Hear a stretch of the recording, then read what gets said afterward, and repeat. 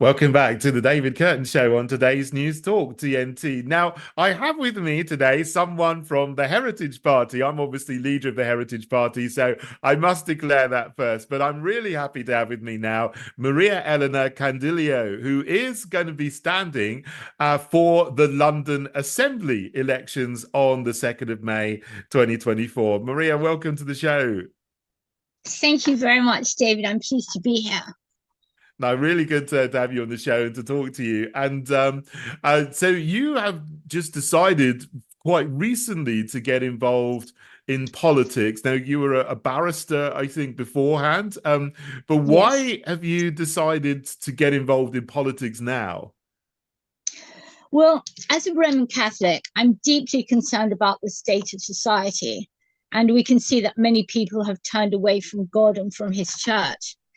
And by now, it should be obvious to most people that there are those who wish to destroy this society by, inter alia, eroding individual freedoms, subverting morality, eliminating the indigenous population and culture through mass immigration, and leading this country and its citizens into financial ruin by, inter alia, pursuing a fake climate change agenda.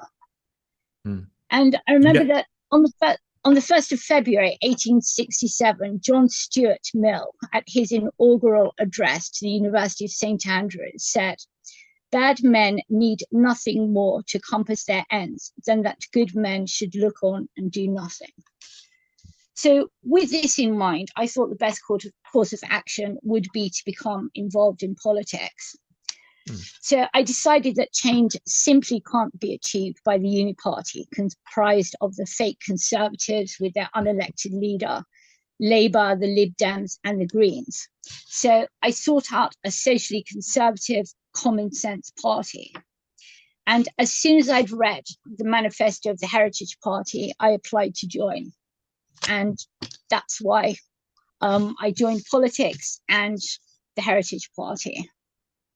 Well, I'm very glad you joined us in the Heritage Party, and you're a fantastic candidate. And everything you said there is, I think, what many millions of people are feeling as well up and down the country, that our society is being ripped apart by ideologies that are utterly destructive, and you mentioned many of them there. But obviously you're going to be standing in the London Assembly elections, and hopefully you'll be doing what I did in 2016 to 2021, which is questioning the mayor of London, whoever that is. Now, at the moment, that's Sadiq Khan. He's been there for 8 years.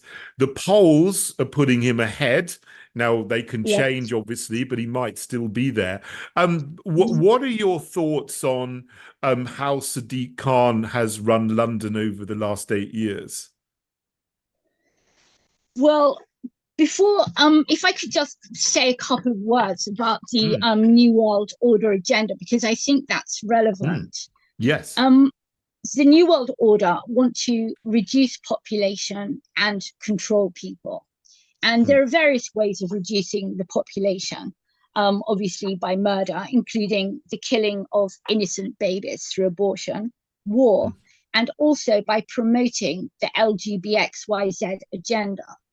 Because if people are in practicing homosexual relationships and are mutilating their bodies in the mistaken belief that God either gave them the wrong brain or the wrong body, they will not be having children. And then moving on to controlling people, there are various ways of doing that. For example, getting them into debt, taking away their cars, and confining them to 15-minute sitters. And I think, unfortunately, Sadiq Khan is fully on board with this agenda. He's intent on destroying the freedom of those who live in London. He's eagerly promoting the LGBTQIZ agenda. And he doesn't care that the police force is an absolute joke, and a bad one at that. So I could go on and talk about what's happening in relation to cars in London. Should I go on to that? Yeah, absolutely. Well, I mean, that's an issue that people are very, very concerned about, that Sadiq Khan has brought in all kinds of restrictions on cars. So, what's your view on that? Well, I think it's too obvious to anyone with more than a single brain cell that the war on cars is a step on the way to confining people to 15-minute cities. And Sadiq Khan is trying to make it so expensive to own a vehicle or so difficult to drive around London that people abandon their cars altogether. And he claims that the reason for ULEZ and other traffic measures are to reduce pollution. But as far as I'm aware, only one person has actually died from air pollution in London. And whilst any death is sad, it doesn't warrant what's going on. So as I've said, it's becoming increasingly expensive to own and drive a car in London. In addition to ULEZ and the congestion charge, the cost of car tax and residence parking permits have increased. And this is severely affecting both motorists and small businesses. Some tradesmen need to drive their vans to work, and they may pass on some of the additional costs to their customers, meaning that both them and their customers will suffer. But in the end, they will inevitably lose customers due to these increased costs. And in addition to motorists, some of whom may be visiting sick or vulnerable relatives on a daily basis, and van drivers, shops and restaurants in London are suffering because people simply don't want to pay to drive into the centre of London. And then I'm sure that everyone's heard of the mayor's scrappage scheme, and I'm not sure if this is still available or not, but that provided for up to £2,000 for London residents who wish to scrap or donate their non-ULEZ compliant vehicles. I know the owners of wheelchair accessible vehicles did get up to £10,000. But considering the cost of buying an electric vehicle and the practicalities of driving them long distance, £2,000 is absolutely nothing, nor will it help the businesses who are struggling because people are choosing not to drive into London anymore. And one of the things I found most curious about this scheme is the Cars for Ukraine option, whereby one can decide that if one's non-ULEZ compliant vehicle, that one's non-ULEZ compliant vehicle could be sent to Ukraine. So are we supposed to believe that although our vehicles polluted the air in London, they will not pollute the air in Ukraine? And really, it's analogous to the destruction of the steel industry. For example, 2,800 jobs were lost in Port Talbot in Wales when Tata Steel closed both of its blast furnaces on that site, meaning that Britain is now relying on steel from India and China. So it's lucky that India and China will not be polluting the air at its steelworks in the way that Port Talbot did. So, and then also, in recent years, we've seen numerous changes to the layout of roads. And again, it's claimed this will reduce pollution. But even an idiot can see these changes are increasing pollution. In many areas, pavements have been widened, leaving less space for cars, or lanes reduced to provide space for cycle lanes, thus leading to more congestion. And even bus stops, they all used to be in a lay-by or at least next to the curb. Now bus stops are being built out into the road, which has the effect of reducing road space for cars, also means that when a bus stops, all the traffic behind the bus has to stop, wait for the passengers to get on and off before being able to continue on their way.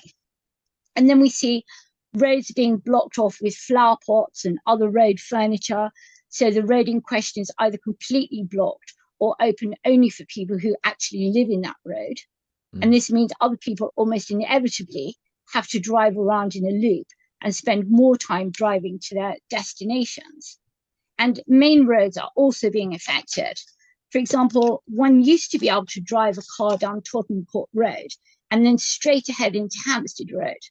Now one needs to drive into Gower Street, drive round past University College Hospital, past the end of Tottenham Court Road, into Euston Road, along Euston Road, until one can turn right and then continue on until one can eventually turn left into Hampstead Road.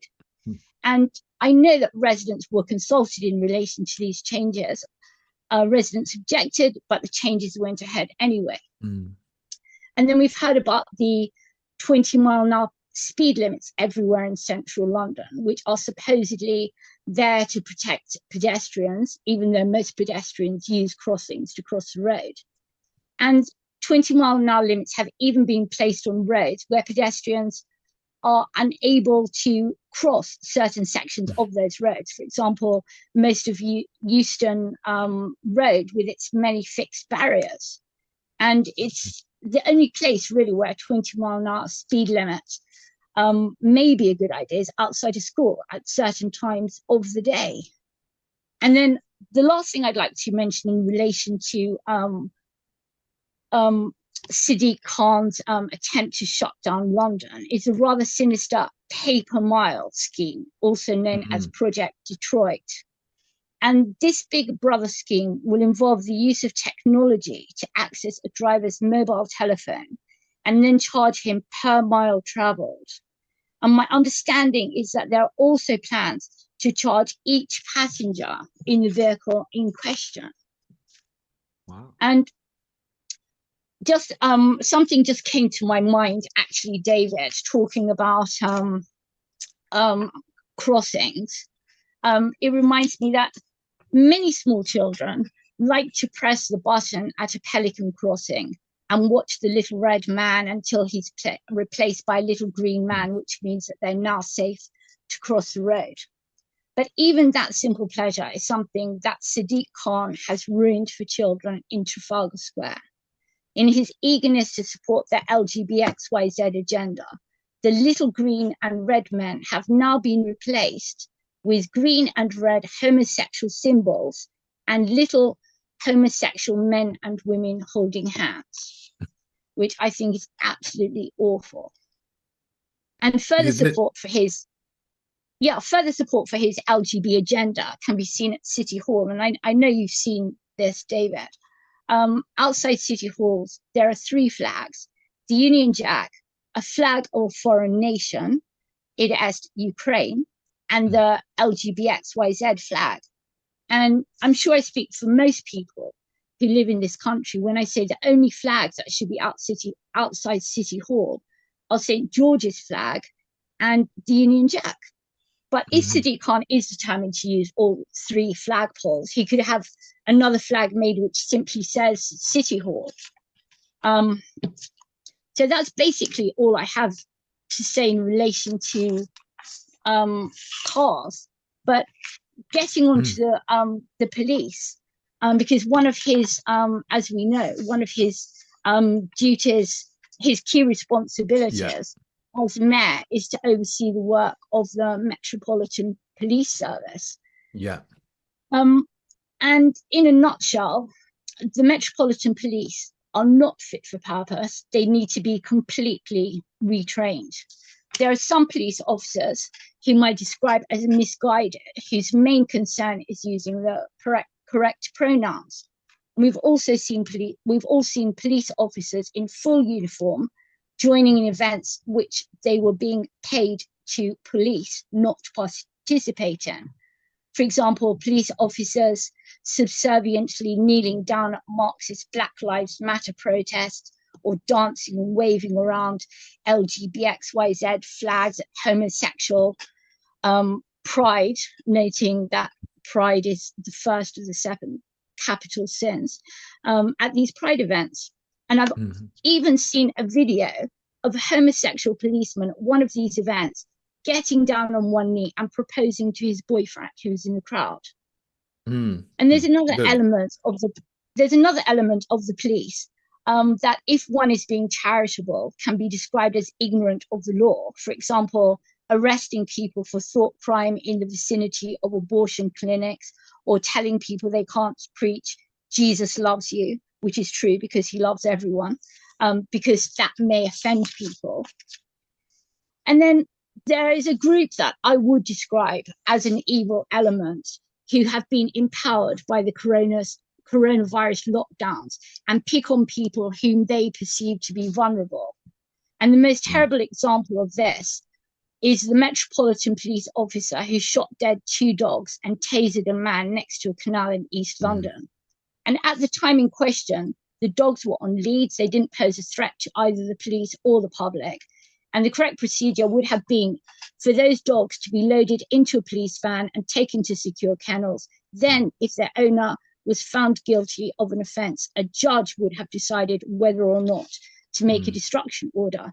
Yeah. Now, And MariaElena, I'm just gonna you jump in there, and I say, I think a lot of people were really, really disturbed by that particular incident that you're mentioning, about yes, the dogs that were shot. And what we're sort of coming up to the hour here, but what I would say is everything you've said is absolutely true. Everything you've said is just total common sense, and the I police mean, there should was be just focused on. Yeah, go ahead. We've just got a I minute mean, left. Yeah. all right, there was just one quick thing that there are those police officers who are afraid to enforce the law. For example, the person who projected from the river to the sea onto Big Ben should have been arrested as soon as he was pointed out to the police. Whether one is pro-Israel, pro-Palestine, or simply neutral, the fact is projecting anything onto Big Ben without prior authorization is illegal. Okay, yeah, MariaElena, that's a good point, and I think the police should be focused on real crime, which is murder Yes. and rape and assault and vandalism and burglary and arson and fraud and pickpocketing. Those are the things that they should be concerned about, not policing what people are saying and what people are thinking. Everything you said is absolutely true, and that was a really good synopsis of our stances on all of these issues to do with transport and police and crime. So, MariaElena Candilio, thank you so much for joining me on today's News Talk TNT, and I wish you well in the London Assembly elections.